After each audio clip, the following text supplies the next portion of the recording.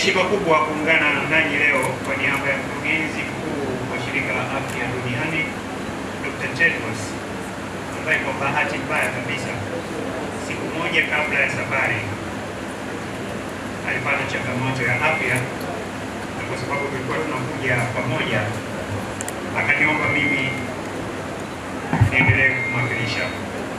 Uzinduzi wa kitengo hiki cha Kwimba cha huduma ya wazazi na watoto njiti, kwangu mimi na kwa Shirika la Afya Duniani ni zaidi ya kufungua hili jengo leo hii.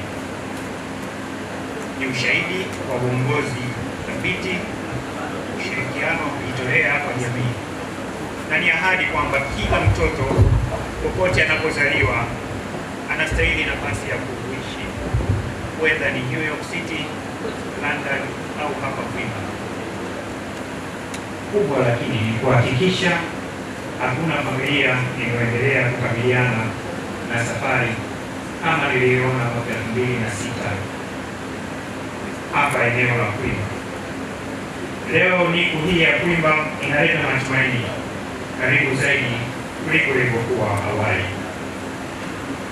Ninaipongeza serikali ya Tanzania kwa uongozi wake katika kuboresha hizi huduma za mama na mtoto, ikiwamo mchango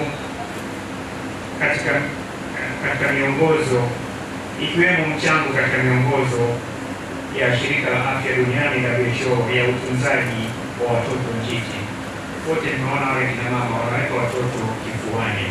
Ilikuwa ni mchango mkubwa wa Tanzania katika hiyo staili ya kangaroo. Lakini kama lilivyovutiwa hapa, hali sio mbaya, hali sio nzuri kama inavyotakiwa. Shirika letu limeweka kiwango kwamba itakapofika 2030 vifo kwa kina mama viwe chini ya 70 kwa kila vizazi 100. Wakati kabisa, wako wengi wenye uwezo ambao hawajaweza kufanya kama Doris alivyofanya. Wanaweza kupata lakini wasiweze kukumbuka kurudi kwa kwetu. Kwa kweli Doris, umekuwa Mtanzania wa mfano, umetuonyesha jinsi gani inawezekana, na wadau wengine sasa mmeshaona gaps, mmeshaona mapungufu yaliyopo. Tuwaombe mjitokeze ili muweze kutusaidia katika kuendeleza mapambano haya. Serikali peke yake haiwezi.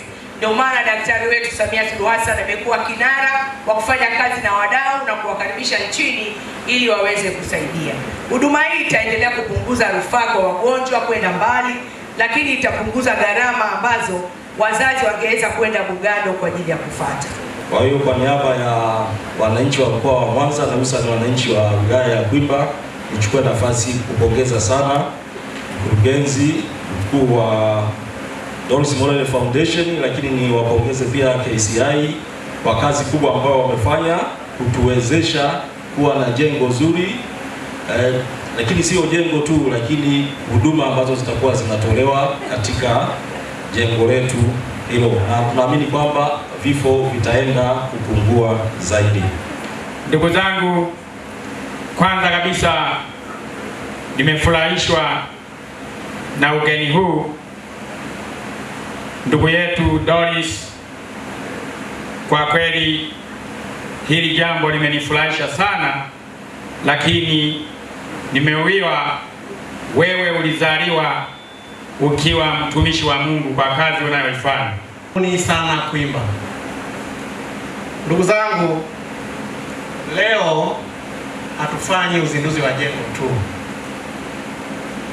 Leo ni uzinduzi wa matumaini mapya kwa maelfu ya watoto wa wilaya ya Kwimba.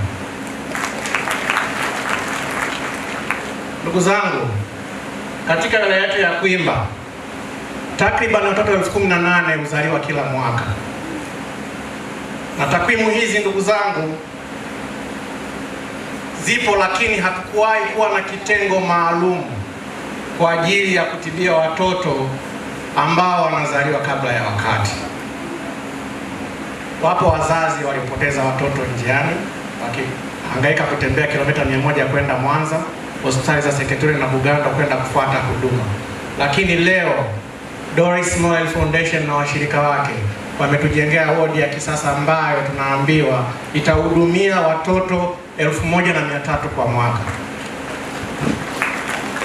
Huu ni ukombozi na uokoaji wa maisha ya watoto wengi ambao tunategemea kuwazaa na kuwalea katika jimbo letu la Kwimba na wilaya yetu ya Kwimba kwa ujumla.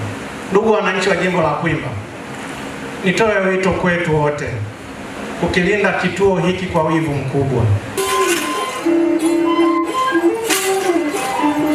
Tunapewa heshima za pekee kabisa hizo, niweze kusema za juu kabisa za kimila